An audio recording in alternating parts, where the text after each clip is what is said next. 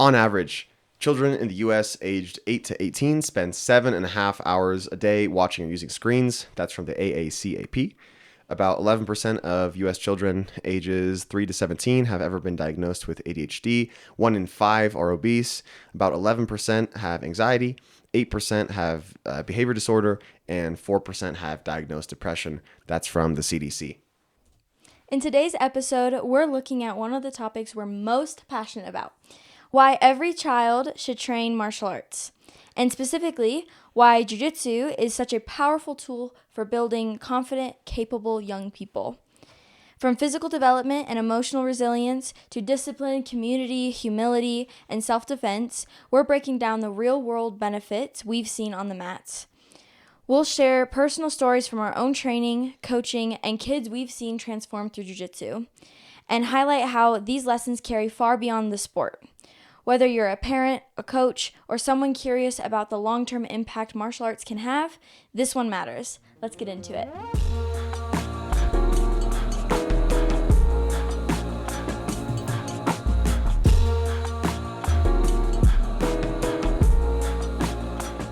All right, you guys, welcome to episode 2. This is an episode that we're really excited to talk about because these things are super near and dear to our heart.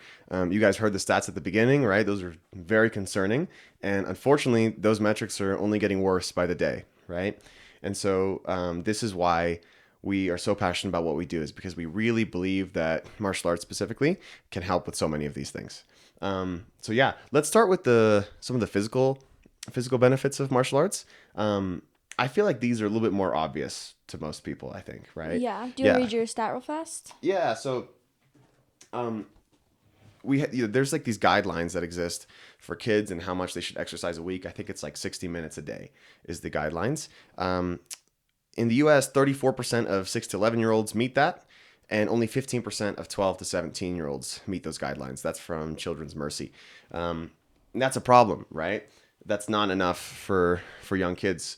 If only a fourth or a fifth of the population is exercising, enough, and that also leads to the obesity rates and the things like that we talked about earlier. So yeah, do you want to talk about a little bit why Jiu-Jitsu is good for that? Yeah. So, like Tommy said, this one's a little bit obvious, so we're not going to stay on this topic too long.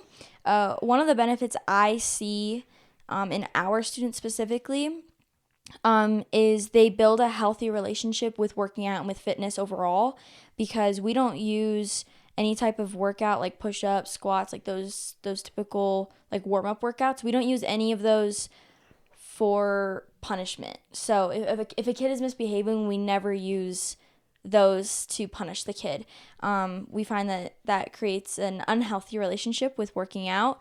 When it should be a celebration, it should be like an exciting thing to get to move your body, to get to work out. So we don't personally do that, and that's what I love seeing in students is like, no, this is a happy, healthy, exciting thing to do. And I'm not sure if most gyms do that.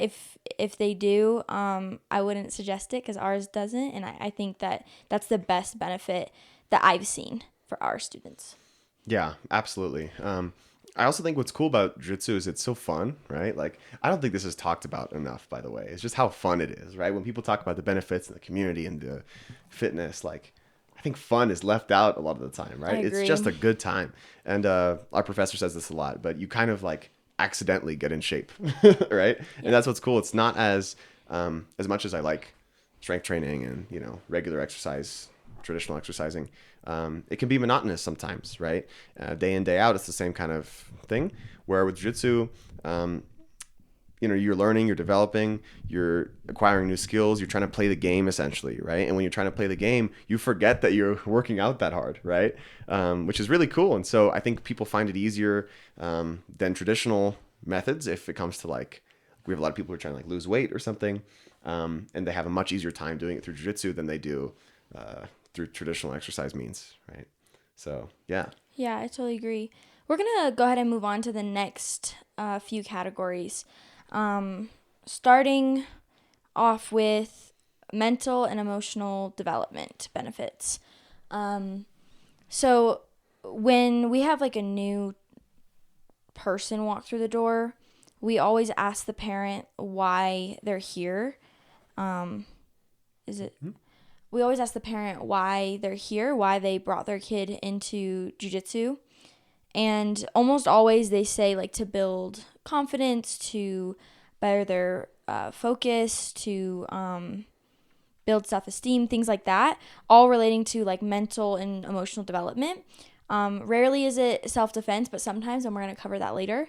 But the mental and emotional developments are like so huge. And we're going to touch on like what we've seen in students. And then for this one, really like the development that we've seen within ourselves growing up in jiu-jitsu.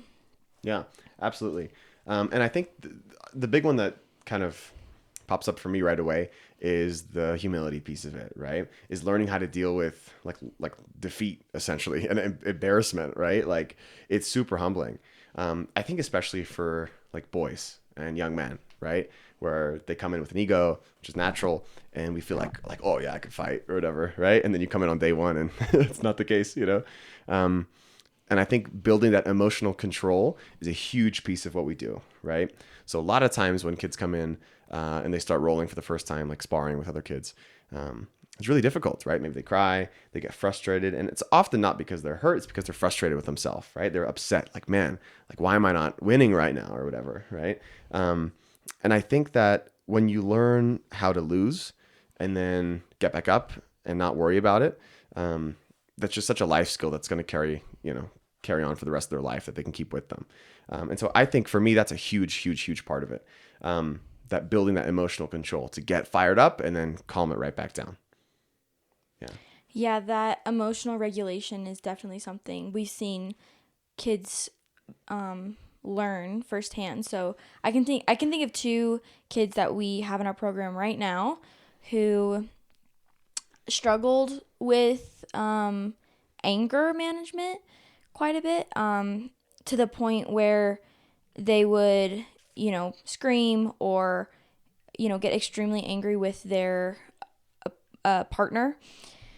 And luckily, their parents understand the benefit of keeping their kid in martial arts, and they've learned how to control their emotions so much better. And I just love seeing that.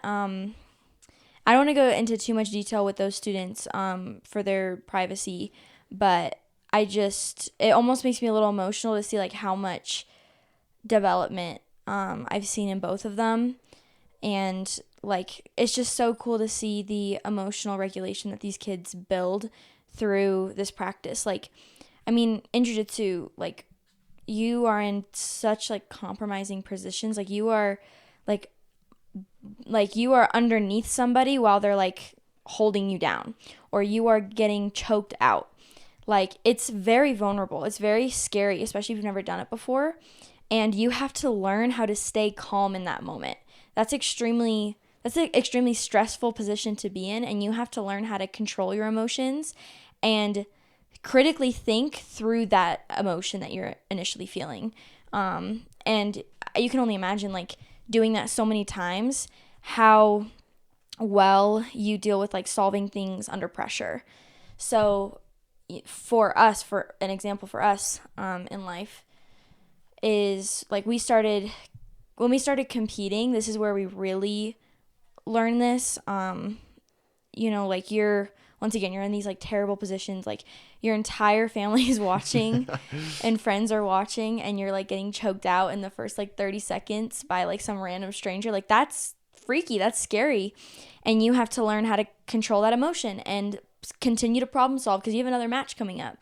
So now Tommy and I talk about this all the time. Like we don't get nervous for things that I think used to get us nervous. So like taking a test, giving a presentation, no big deal. Like we've competed before. We've been choked out in front of everybody, but like we're fine.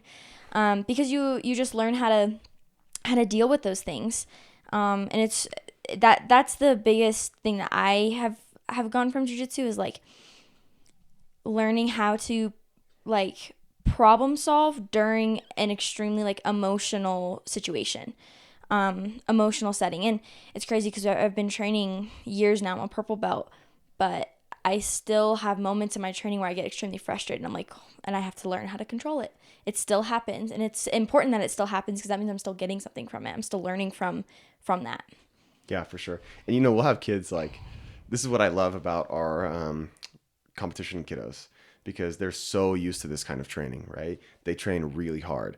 And sometimes I get like nervous watching their rounds because they're just going after it. And they'll be like throwing each other around the room. They're like landing on each other. And then the round is done. And they're like, oh, cool. Thanks, man. And they move on to the next person. Right. And to see them like so unbothered by that, right, is amazing. Like they're pushing it as hard as they can and they're fine. And I think that's so cool. I mean, you can only imagine how many other places in their life that's going to apply, right, for the rest of their life. Yeah. And I think kind of going off of that, talking more about like character and building strong values. I think one thing that it really teaches is learning how to use failure and turn it into an opportunity to learn, right? This is massive. So I think sometimes when people start training, they see like if they have to tap out, right? They have to tap the person, like it's a loss, right? I failed. But at some point, you kind of have to, change your mindset because if that's your mindset all the time, you're losing every time you come to class, right? So at some point, you have to change that and look at it as an opportunity. So when you get submitted, you say, okay, how did that happen? Let's problem solve. It becomes very unemotional and very factual, right? And a lot of adults, I think most of the adults who come through struggle with that, right? I struggle with that. And to see a kid who's like 7 or 8 figure that out early on is amazing, right? Yeah. Like what a head start they have, right? Compared to other kids. When they try to, they do a job interview when they're older, or they try to, build a business or something like that, and they run into a roadblock, they're not going to be like, oh, I failed, this is it, right? They're going to be like, oh, what did I learn from this? How do I move on? Right? Because that's what you have to do when you're training. Otherwise, it's just unbearable, honestly. Yeah. And with that said, like the stress relief that comes through training is huge. So I don't really see this really with our 4 to 10-year-olds, but when they hit like 12 and up, like our teens group. Yeah. Like there's stress in their life. There's anxiety and like Tommy read some stats earlier, like it's tougher in those like tween teenage years, especially with like social media and phones and stuff, but there's so much stress and anxiety built up. What I love about jiu-jitsu is it's a third space. It's another space where you can go and like release your stress a little bit, whether it's like through the actual act of like fighting or just not thinking about it for an hour while you're training. It's like a zen place. It's so comfortable to just walk in and immediately like everything's gone because all you're thinking about is like, how do I get this guy's arm off of my neck? It just gives you a little bit of perspective on life. It's like, okay, which is more important, like my test tomorrow that I'm really nervous about, or like getting out of this arm bar right now? which matters more? And your priorities change a little bit moment to moment. And I love that. It just gives you an extra space to feel peaceful within like a crazy life. And I know we're not talking about adults right now, but that's even more true for adults. Yeah, 100%. So I have a stat for this too. So among school-age children and adolescents, 17% report high levels of loneliness. Those who report high loneliness are much more likely to also report poor subjective health, lower life satisfaction, increased psychosomatic complaints, all the stuff that comes with feelings of loneliness. And I think it really helps with their community, right? Because at school, I think it's a little different when you have a friend group at school and your friend group at jiu-jitsu, right? Because jiu-jitsu is very structured. I don't feel like there's really any like judgment at jiu-jitsu. It's very open and vulnerable, and that's why we love it, right? Our professor always says that as soon as he rolls with somebody, like he knows who that person is, right? And you can kind of feel it, right? And I think that's super cool, especially for like younger teenagers, if they don't feel like they really have another space where they're accepted. I think especially for me, this was a big deal. Especially at school, like I struggled to make friends, right? And to like feel like I was part of the group. But at jiu-jitsu, I felt like I was on the team, right? And I felt like people cared about me. And that's credit to my coaches, right? And so that's kind of what we're hoping to be as well. And then also one more thing on the character and values. We also do something at our gym called Word of the Week, which I think is awesome. So especially for our younger kiddos. Every week there's some unique word that we talk about. So, whether it's confidence or humility or this week was nutrition, right? So we always pick some cool word to talk about. We all circle up and we just have a conversation. And first off, it's good education experience moment for them, right? They can learn about these words that maybe they're not learning at home. And at the same time, they get to have a discussion, like an intellectual discussion, right? Like my favorite thing is listening to the 4-year-olds do word of the week with us, right? Because like they, for some of them, this is their first like real in-depth conversation about life, which is awesome. It's so much fun. They're so silly. Most of the time, it's like what is give me an example of like good nutrition, and then they'll raise their hand like I like pretzels or something like that. My sister is 5. Yeah, it's so funny. We made it like a funny reel about that kind of like popped off for a second, but Yeah, it's so funny. It's but fun. Regardless of like how silly it is to talk to them about that kind of stuff. How often do they have that conversation? Exactly. And I think it's great for the parents to be able to like have an excuse to talk about these super important topics, right? So like when they go home. Yeah, when they go home. So a lot of times what we do is, let's say kiddo comes to class Monday, Wednesday.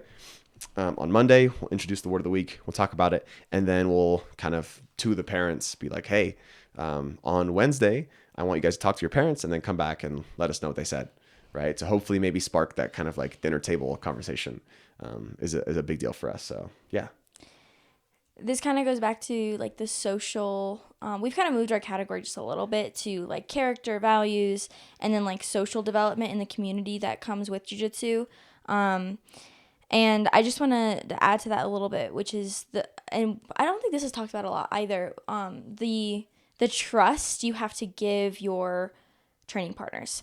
So within like the tap itself, like you're rolling with somebody and you have to mutually agree that if I hurt you, or if you hurt me and I tap, that you will let go. I have to put trust in that person, a stranger, that they will let go if I hurt. And I think that can be difficult for adults. I think it's not as difficult for kids to learn, which is great because then as they get older, you learn how to trust others. But you're selective about who you trust too, because like Tommy said, like when you roll with somebody, you know who they are. When you're rolling with somebody and you feel them get angry, you feel their energy, you know what the intention behind that roll is. Like, if they're like mad at you or if they're just like frustrated with their training. Like you can feel it through their training. And I will say, like Tommy said, like your school friends are different than your jiu-jitsu friends. And Tommy and I would struggle for a while, like making friends at school because we were so close with our jiu-jitsu friends, which I don't think is bad because you really trust your jiu-jitsu friends. But at least for us, it was difficult because you just get to know these people so well because you're so vulnerable. Like, I'm thinking of just a few of my closest training partners. I've seen them at their absolute worst, like on their worst days or their worst training days, and they're just like crying on the mat. And this includes like grown men in the gym crying on the mat. And you get to see them in these moments that usually only like family members get to see these people in these moments. And you just create such strong friendships, such strong bonds with your people, with your community. And I think I wouldn't say that it's bad that we just had more jiu-jitsu friends than friends at school, because you build such strong bonds that you have this community of people who just all share like their most vulnerable pieces of themselves. And even if you're like more of a shy person who doesn't want to do that, I still think it just naturally happens with the situation that you're in. Like if you're at jiu-jitsu, that's just going to naturally come about. You're going to know these things about yourself, other people, and that type of thing. And if I could add on to that too, I think this is also like a lot of the benefits that we're talking about today go for other martial arts, right? But I think this one particularly is really strong with jiu-jitsu because of how like close contact it is. I think it's different when you're like boxing with somebody or you're like kickboxing with somebody. Like you can kind of like get away with like piecing somebody up and then like leaving, right? You don't really feel that like attachment to the person. But when you're doing jiu-jitsu, like you feel every like struggle that they have. Like you feel And their breath like go crazy, right? Or you hear them wheeze if you like secure a position really well. And so you're like so connected to that person. And I think that's what builds that strong community. Like there's so many people at our gym that, we've gotten to know over the years. I bet you that I could reach out to any one of them. I was going to say and that. ask them for just about anything and they would help me out. Right? And that's the benefit of like staying in jiu-jitsu all the way through like now being young adults. And that's why like we'll get into this later, but that's why like children should stay in jiu-jitsu as long as possible, because we've gained so many benefits. Like truly at like 13 years old, my closest like friends were 40-year-old men. Yeah. Like in the gym. And that sounds creepy, but I really do mean it. Like, yeah, pause, wait a minute. But like they're like just my other dads, like you just become so close with these people. And like Tommy said, like, yeah, we could reach out to anybody in our like Monument Jiu-Jitsu group chat any moment, and they would come help us. Yeah. And again, that comes with staying in it for so long, which is why they should stay in it for as long as possible. And when you have a good community and you have good training partners, or for kiddos, like good coaches, I think like those were our role models, right? No pun intended. But that's the point. They really were though, right? So growing up in that community, like we're not surrounded by like the average high school senior who's like making poor life decisions, possibly, right? Like Possibly. We're hanging out with adults, professionals, people who we really respect, right? And like that's kind of where we set our standard for like the kinds of people that we want to hang out with, which I think is great. That's not to say that you can't have awesome relationships in high school as well, but I think the relationships that we've built with people at jiu-jitsu are just so powerful, and they've just led us in such a good direction, so I think that's great for kids as well, to be able to like see their coaches who work hard, who train, and kind of aspire to be like them. I think that's super cool. Yeah, I'll just touch on that note a little bit. I'm not sure where I was planning on like putting this within the episode, but this is why I think it's so important for gyms to have young coaches teaching the kids classes, because parents get to see coaches who have been training for years, and they get to see, oh, like my kid could have the confidence that this coach does. My kid could get to the level that this coach is at. I think it's great when like a parent sees like, oh, that's a blue belt coach who trained throughout the kids classes that my kid is in right now. Like, oh, if they stick with it, maybe they'll turn out like that coach. And Tommy, I think that you could give a little bit of an example of like you being a shy kid to becoming a coach, to having the confidence to teach in front of a class, to like parents getting to see the difference. Yeah, that's a big one. So I think we talked about it in the last episode a little bit too, right? But like I was a super anxious kid. And I really struggled like talking to adults. This was something that was super hard for me. And I think over the years, just with practice and with training, and like we said, our our best friends are like a mean age of like 40, right? So we just get practice. And I think a lot of some of our students have been with us for a long time, most of the time that we've been open, and they've even seen me grow and develop, right? I mean, I started coaching when I was 14, and now I'm 21, right? And I think it's cool for them to see that kind of change as well, I think. We get comments for some of our other coaches. Some of our other coaches are like 16, 17. And they're like, oh, like, I thought they were like 25 or something, right? Like we're 25? We're 25, or like some of our other coaches who are younger, right? Yes. Parents will That's make comments, so true. like, oh, I thought they were like 25 or something. Yeah. Right? Well, just because of the way that they carry themselves, and 100%, I'm sure that they would say this too. Like, that is because of jiu-jitsu. Yeah, totally, definitely. Cool. Let's talk about where we at. The safety, self-defense, and confidence that comes with jiu-jitsu. So I got a lot to say about this one, I know, me too. So let me give a little bit of backstory for me. So I started jiu-jitsu because I was bullied. Luckily, nothing like physical ever ended up happening, but there was a lot of like threats of like, like we're going to fight, like meet me outside, like we're going to fight, like all this stuff. I could tell the whole story, but maybe for another episode. But I started jiu-jitsu because I was getting bullied with threats of like, we're going to fight. So I went into jiu-jitsu for the self-defense aspect of it, and I got so much more out of it. But I'm so glad that we chose jiu-jitsu specifically. And we're going to get into, this might be a little bit of a controversial topic because we're going to talk about why we think jiu-jitsu is the best self-defense martial art for kids specifically, and for women specifically. So Tommy, I'll have you start off with that. Yeah, do you want me to give the adults disclaimer? Yeah, sure. Okay, so first off, this is very important, okay? Self-defense, this is a very, like, you have to be nuanced when you talk about this, right?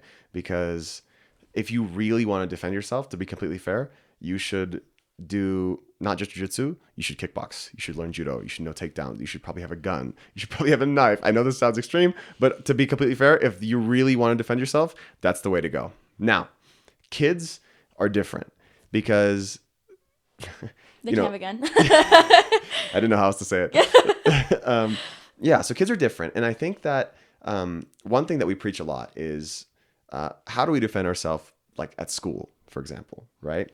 And what's cool... And that's where most kids would end up having to. Right, yeah. And what's cool about jiu-jitsu is it's what we call scalable. Do you want me to talk about this? Mm-hmm. So this is, I think, one of the biggest things that people don't talk about enough. So it's scalable, which means that you can decide how violent you want to be depending on the threat, right?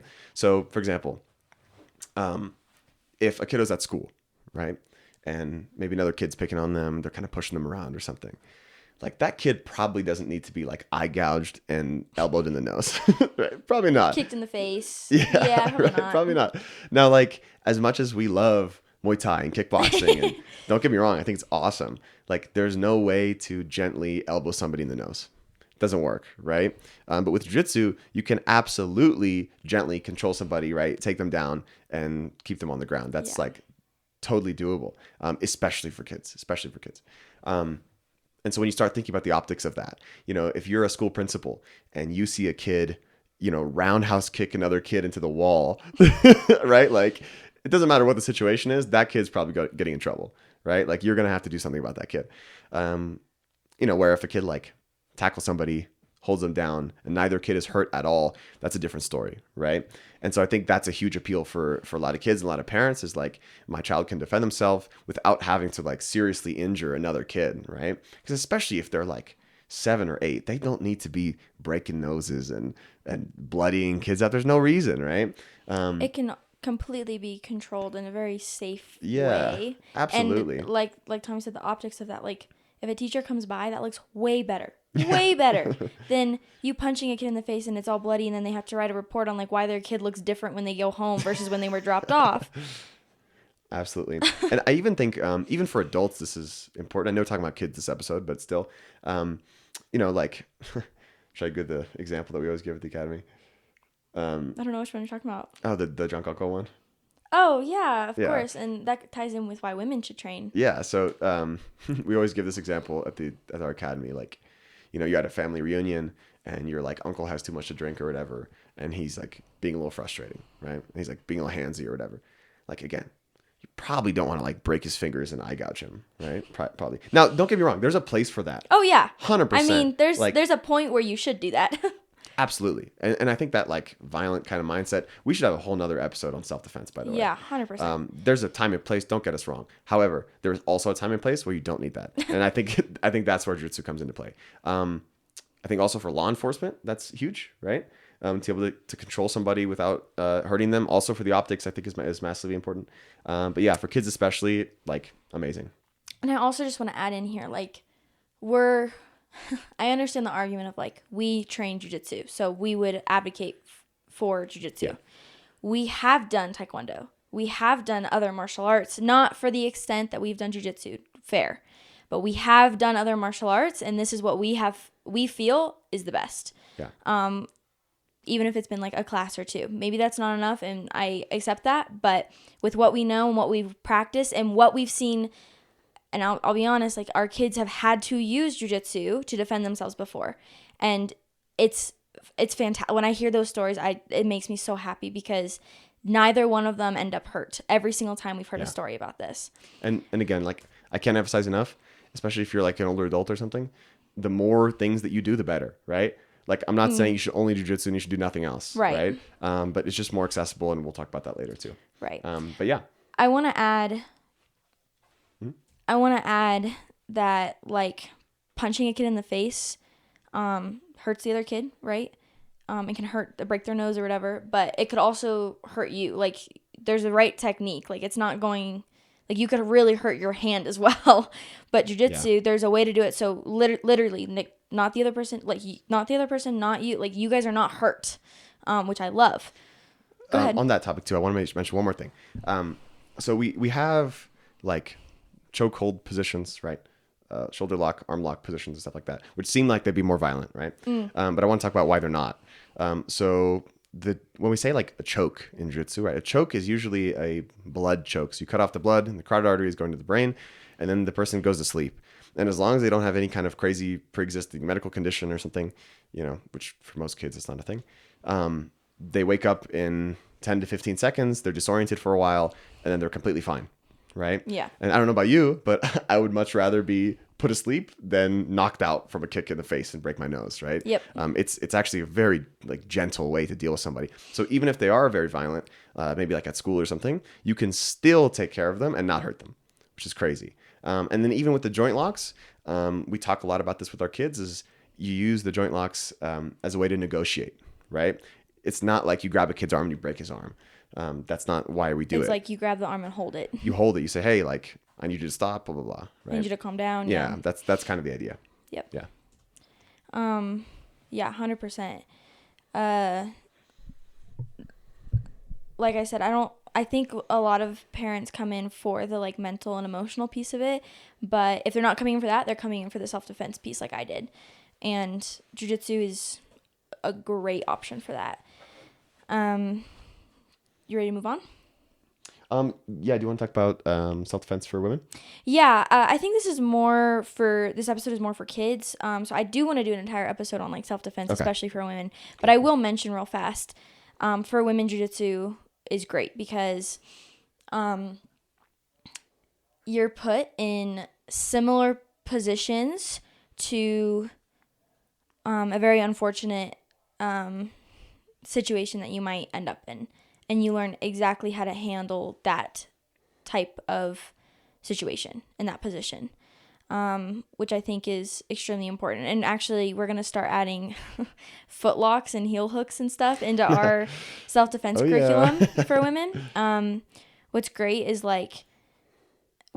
about jiu-jitsu is, I know people say this all the time, and there is a little bit of a limit. It does work for the smaller person well. And like I said, there's a limit, but if you're a female and you train jiu-jitsu, you learn how to use leverage and to use another person's strength against themselves to better your positioning, to better your ability to escape, usually. So, and even in our self-defense classes, we often talk about how it's important to get out of this situation, not necessarily like, you're not trying to like always like armbar the guy or whatever. You're trying to like leave the situation. You're trying to de-escalate and leave as much as possible.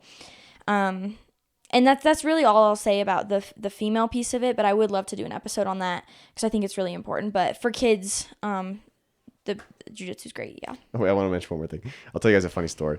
We always tell this story when we do the rear naked choke technique, when our parents are on the mat. But anyway, we did a parents on the mat week a couple years ago. So funny. So like his dad was there with his daughter. His daughter, I think, was like 7, right? She was like this tall. She's like tiny. That looked tall to me. Sorry, my other hand was here. Oh, okay. From the floor, like there. I gotcha. They can't see the floor. Okay. So she's like 7 or something, and so she's doing this like choke on her dad. It's like this one, right? I'm sure you guys have seen. She's doing this choke, and her dad's like, "Oh, like this doesn't really hurt. Like I don't think she's doing it right." And then all of a sudden he just goes, boom, passes out. Right? It works, you guys. It works. It works really well. I think there's like a Elio Gracie quote where he's like, "There's no tough guys when it comes to chokes." Yeah. Right? Like everyone has the same basic physiology. That's just how it works, you know. So Except those 2 guys in our gym who like don't get choked out for no reason. yeah, their carotids are just hidden in the back of their Yeah, head. that makes no sense. But 99% of the time, it doesn't matter your size. Like you will pass out to a choke. It's going to happen. And actually, I was thinking about this the other day. Like an arm bar, like my whole body against like one guy's arm. Who's gonna win that? Yeah, it's like you're making it unfair on purpose, right? Like that's the point. Right. Right. So it's pretty cool. Yeah. Yeah. Okay. Next, we're gonna talk about accessibility and longevity. That benefits that you get through jiu-jitsu. Yeah. So I think this is kind of unique to our sport too, right? So this is like, if you look at, taekwondo, kickboxing, those are hard sports to do when you're older, right? You're jumping. You're jumping around. It's really like a lot of impact. A lot of like the old taekwondo guys have like hip replacements, knee replacements, right? There's just so much impact over a long time. I'm not saying that there's no injuries with jiu-jitsu, right? Like yeah, that's definitely not the thing. It's a martial art still. It's still a martial art for sure.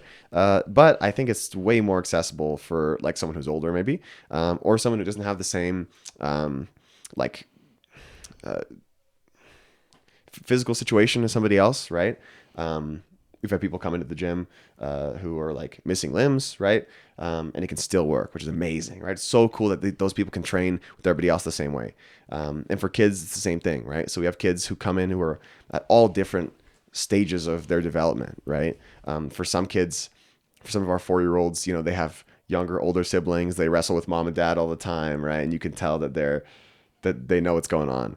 And then for other kids, like they don't, and they're learning that stuff, right? And they have to learn how to run at full speed, right? How to use their arms when they run, or these basic skills, how to do a forward roll, these things that you don't think about, right?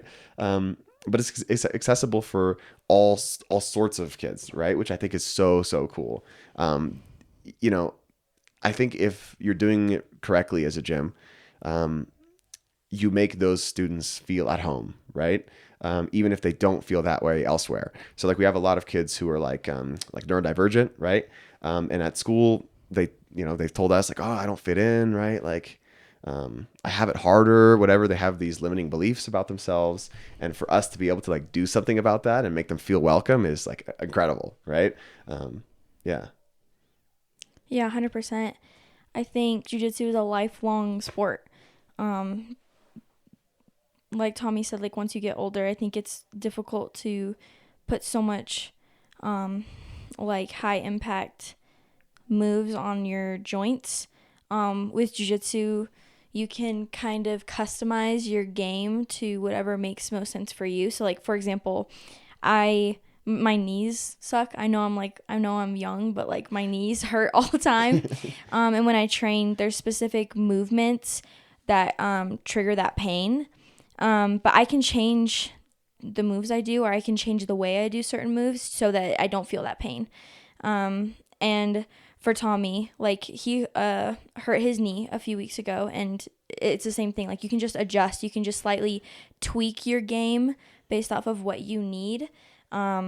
Which is why I love our gym, because we have 4-year-olds, we have like 75-year-olds. I think the oldest we've ever had was a 75-year-old. But that range is so great, and that just shows you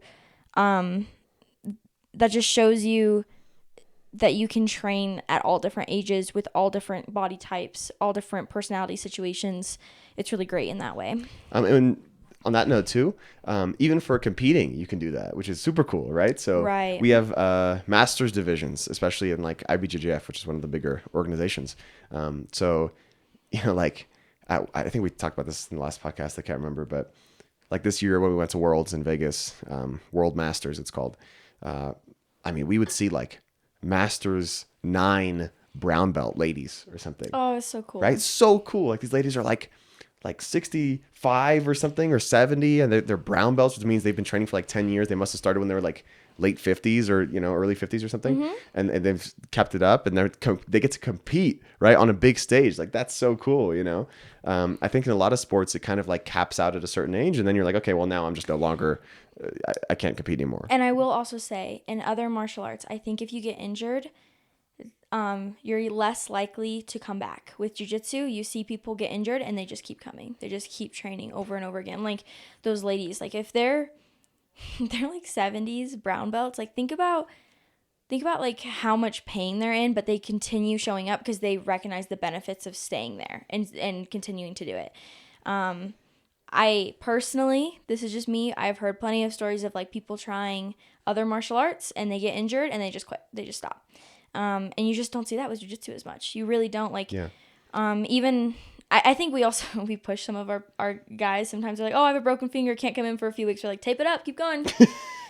And it's true though, like it's gonna happen. You got to keep going. And I forgot where I was going with that, but Yeah, no, yeah. I mean, it's accessible is the point, right? yeah.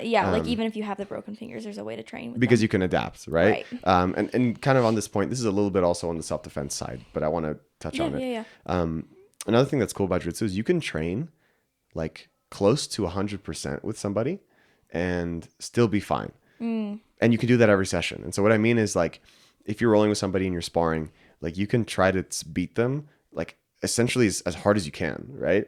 And you can still do it in a way, as long as you have some experience and you kind of know what you're doing, you can get away with that high level of intensity without injuring your partner or injuring yourself, which is cool for a couple reasons. So first off, if you're in a self-defense situation, and somebody attacks you with full force, it's not going to be weird because that's the intensity that you're going most of the time, right? It's also great for your conditioning and your physical fitness, right?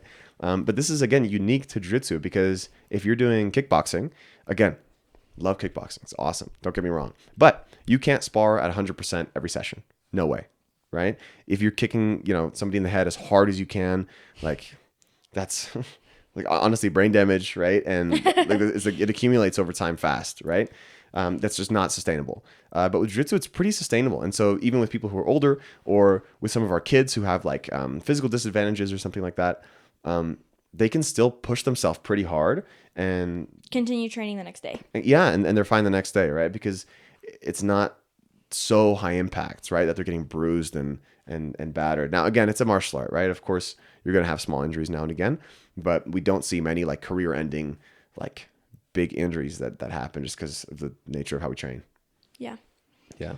I'm not really sure where this fits or like what category this fits in, but I just wanted to add it because it reminded me of this. And jiu-jitsu versus other martial arts. You learn about delayed gratification in jiu-jitsu. It takes a little bit longer, for example, to get promoted in jiu-jitsu than it does other martial arts. So a kid recognizes that they just have to continue trying their best. They just have to continue working hard for them to get a reward from it. And again, this is great in every martial art because they work hard and then they're shown a reward for their hard work, which is great. I love that.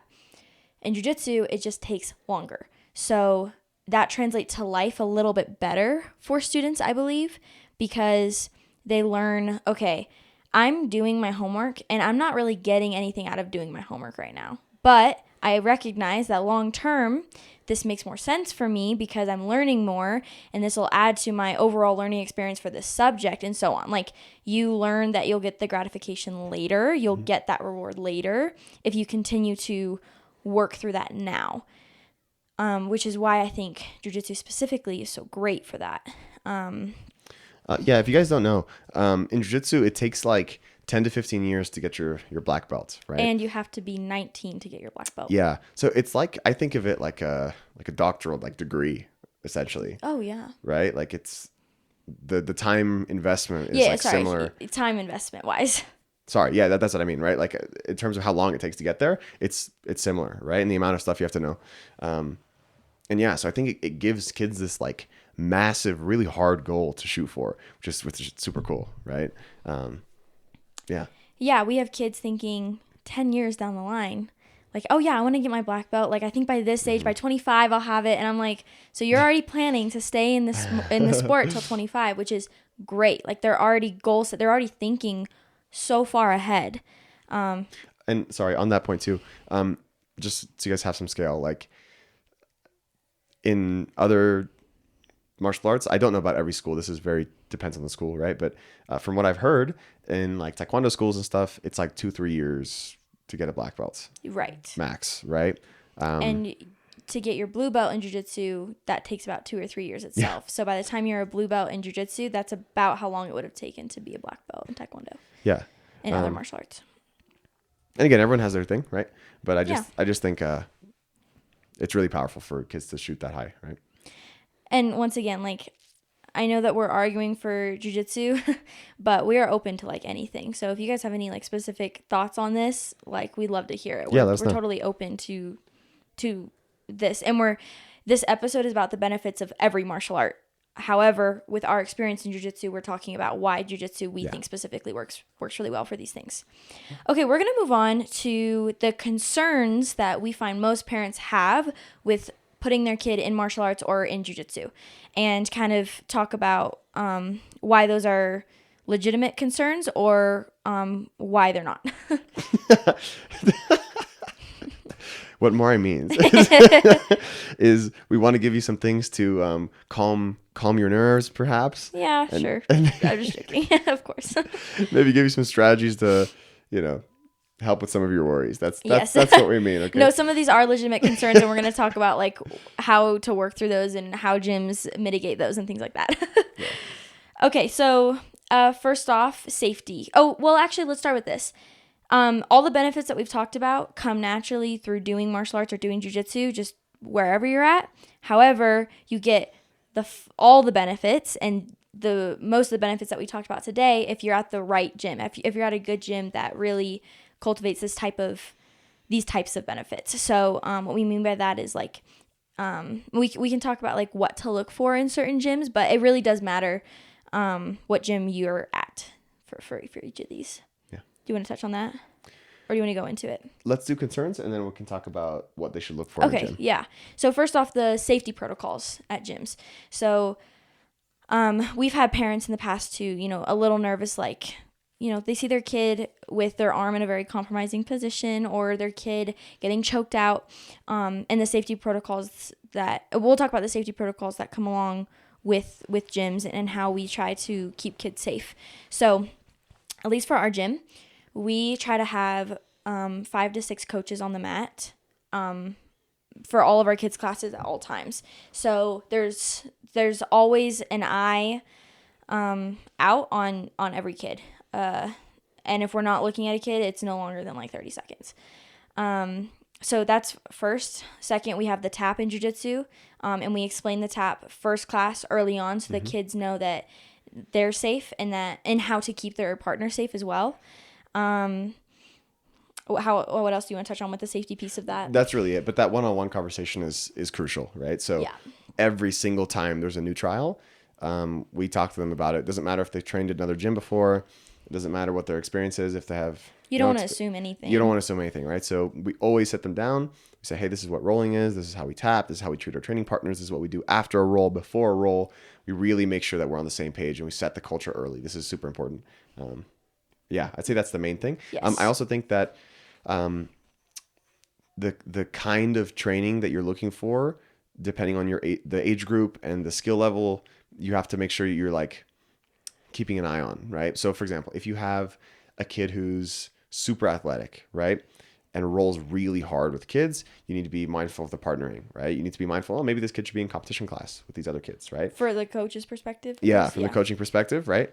And also like, for the parents too, like the parents want to see that like you're on them and you see every single move, right? Especially on their first day, a lot of the time, I'll walk like right behind the new trial. So if they fall and they fall incorrectly, I can catch them and I can like fix their mistake, right? Mm-hmm. But yeah, I think just the intentionality of like that first couple of training sessions is important. And once again, it really matters like what gym you go to, because not every gym is like that, unfortunately. And that goes into the next concern, which is like the coaching quality that you get per gym. Coaching quality, like our first like rule for all of our coaches is like to keep the kids safe. Like that is number one.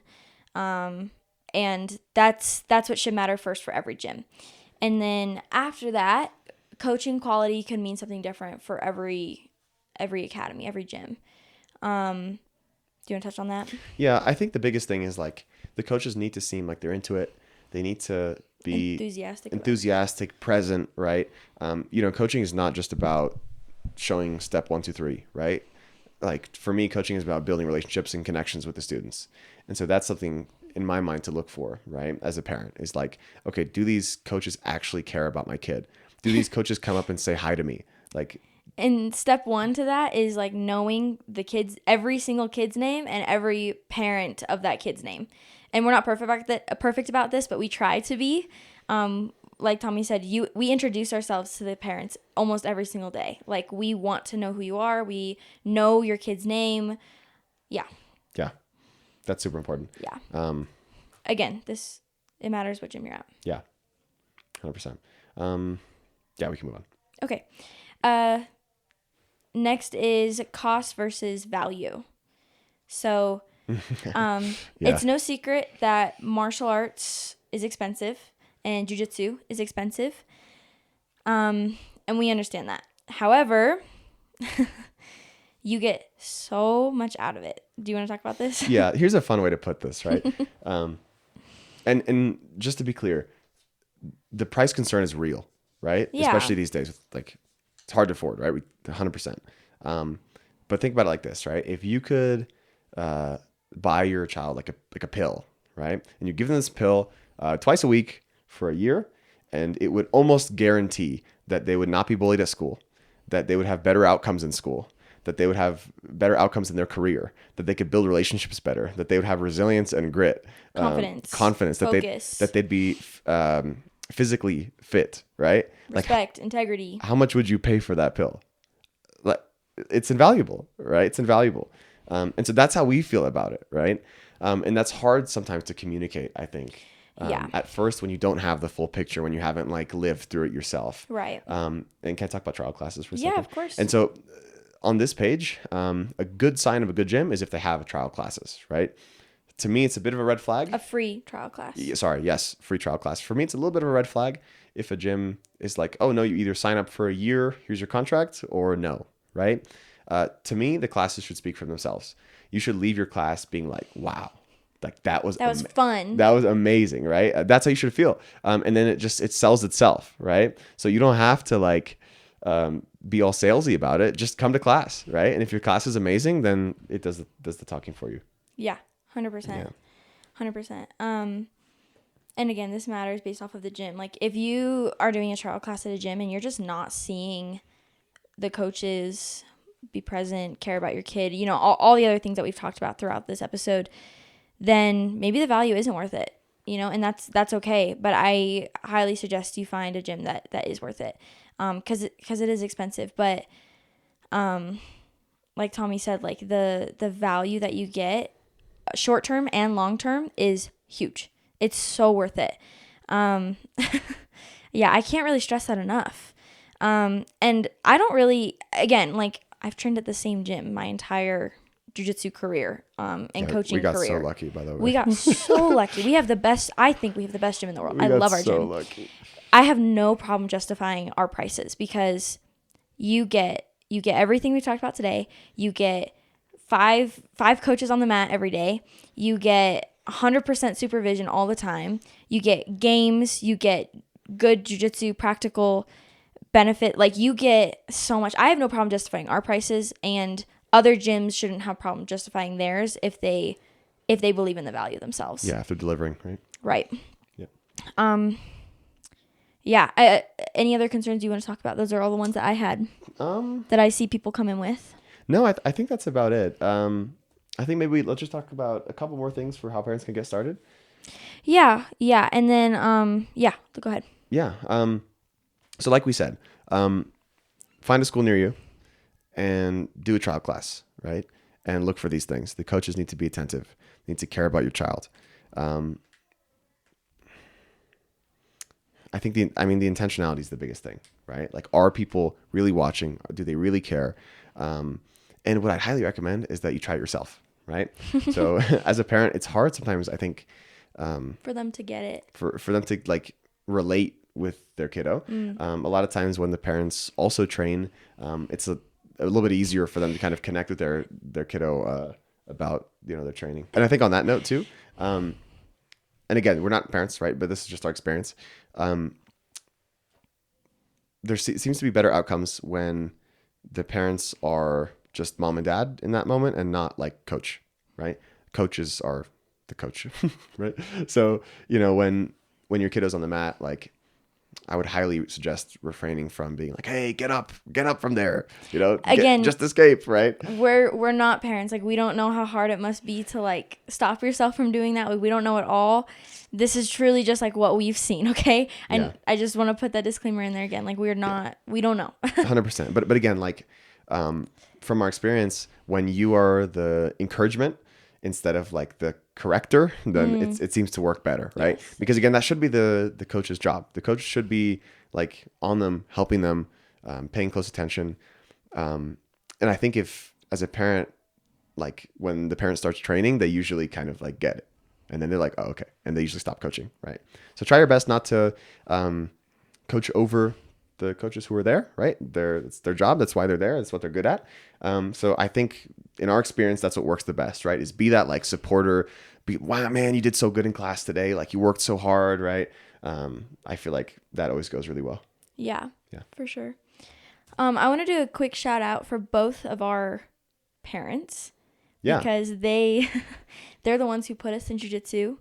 And at least for me, I am so incredibly grateful that they did, because I have gained lifelong skills. I plan to dedicate the rest of my life to this sport. And I don't expect that of every student or every one of my students that starts jiu-jitsu at all. I don't expect that. But I'm so lucky that I was put into it. And I talked about this the first episode, but I did not like it at first. And I'm so glad that they pushed me to stay into it. So thank you, Mom and Dad, for that, because like this has been the best thing that's ever happened to me. And I see that for kids that train here now, that it's the best thing, and they're going to do it. I see some of our kids, and it's hard to tell because we see kids go in and out, but I see some kids in our gym at the moment where I'm like, you're going to do this for forever. Yeah. 100%. Yeah. I think that's a great place to. You want to thank your parents? Of course, yes. I thought you thanked our parents collectively. No, go ahead. You got it. Yeah. Yes. Thank you. No, 100%. I'm the same way, right? Yeah, I wouldn't be the course. person I am today, of course. Yeah. But yeah, I hope you guys enjoyed. Again, these are just some of our experiences and some of the reasons why we do what we do. If you guys have questions, let us know. Send us a message on our Instagram. What's our Instagram? I think it's Role Models Podcast. Podcast? Role.models.podcast that's it. I think. On Instagram. On Instagram. So send us a message if you guys have anything. If you guys want us to talk about anything, let us know. We're going to have some guests on soon. Yes, I'm so excited. Yeah, get ready for that. Yeah, and a little surprise coming for LVL Performance. We can't share who yet, but we just got our first like sponsored athlete. Yes. I'm so excited for this. We're super hyped I'm about so this. excited for this, but we can't announce who it is yet. But yeah, also follow LVL Performance. That's the business that runs this one. Yeah. Cool. Yeah. All right. Thank you guys. Thanks guys for listening. We'll see you in a couple weeks. Next week. We'll see you next week. Okay. Bye guys. Bye guys. Thank you.